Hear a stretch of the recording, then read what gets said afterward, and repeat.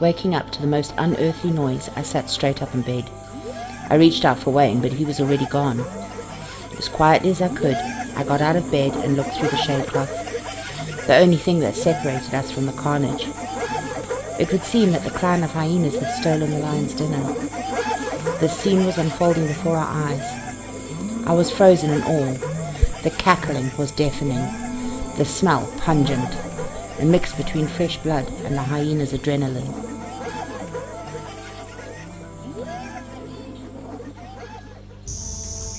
A few days earlier, we had started our journey to Letaba. The roads were terrible, and our little golf had made us proud. A bit of a backstory. Wayne had broken his foot the day before we left, and I had had to do the driving.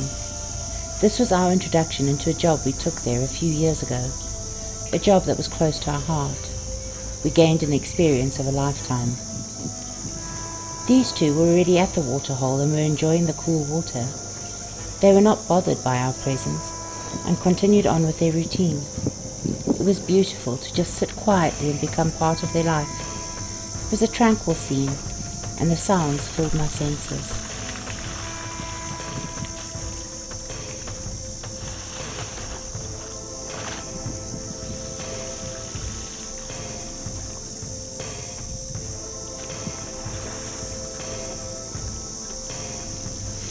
An elephant's trunk is the most conspicuous part of its body, but if you were to look at the skeleton of an elephant, you'd never realize that such an appendage existed, as there are no bones to mark its presence. A fusion of the nose and upper lip, the trunk is an elephant's most versatile tool, used for breathing, smelling, touching, grasping, and producing sound. It's probably the most amazing body part in the animal kingdom. Having drunk their fill, they turn away from us and move off, silently. Work at the camp was interrupted frequently by the elephants checking up on us. I named this one Grumpy, and the other calmer one Elijah.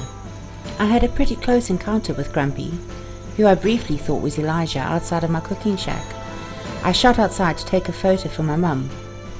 Well, it was certainly not Elijah, and I zoomed back into the cooking shack, heart jumping out of my chest.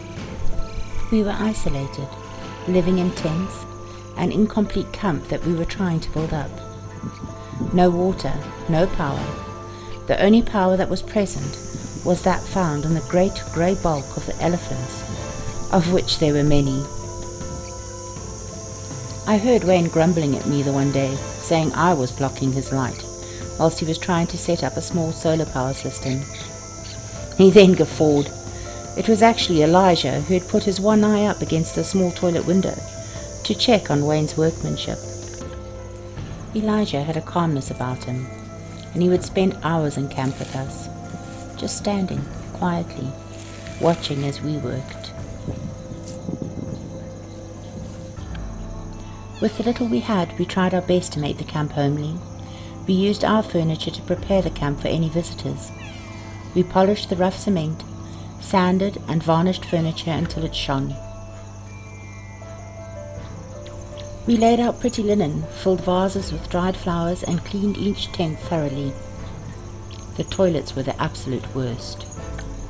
We dug trenches and laid pipes, all under the watchful eye of the elephants. Within a few days of being there, we had planted a natural garden. The camp was starting to become home. The boma is where we ended up doing the cooking.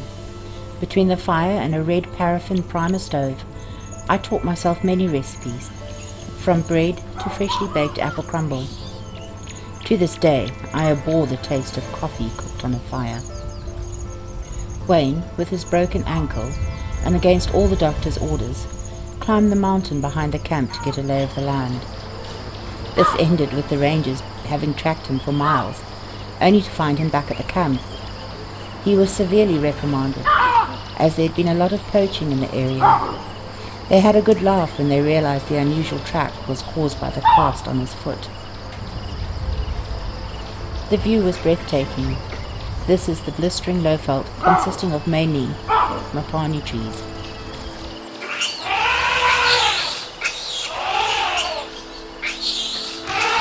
And only 700 meters from the Kruger border. Grumpy is a mighty elephant, and I would think after getting a close look at him that he is probably at the maximum height. They can reach heights of 3 meters at the shoulders and weigh in the region of 4,000 to 7,500 kgs. The hole in his left ear was how we identified him. Elijah was the smaller of the two, and he would often take up residence by the tents. There were many times I fell asleep to the sound of him gently brushing the roof of the tent with his trunk. He gave me a sense of peace and companionship in the isolation of the bush.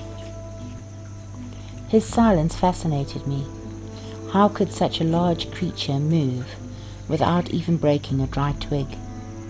He would just amble through, and the only sign of him was the huge deposit of manure he would leave.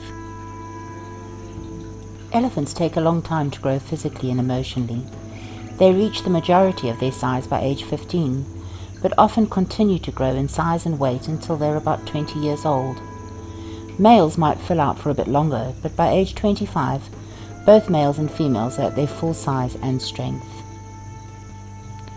From the discharge of temperine from the temple ducts on the sides of the head, we can see he is in must. Grumpy was not as tolerant as Elijah, and would let everyone know that we were not welcome guests. He would sneak up, and then blow, flap his ears, and assume the charging stance. He had my nerves going ticky 2 and 6 on many an occasion.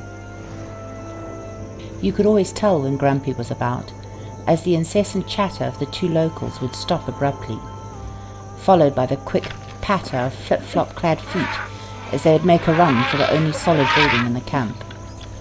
Our lives were full of adventures whilst working here, learning to make do with what we had, forever being aware of the wildlife that would just walk through.